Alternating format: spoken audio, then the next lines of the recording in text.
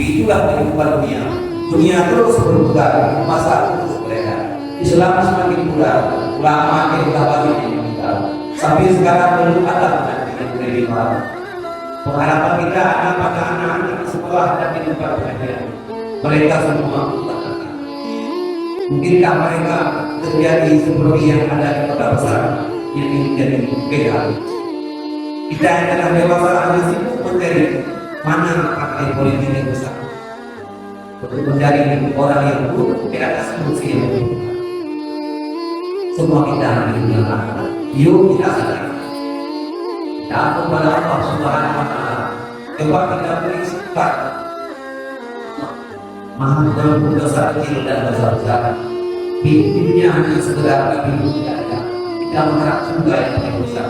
Pasal itu kita menjadi lebih. Baca Nabi Anwar memawati Bapak. Mari kita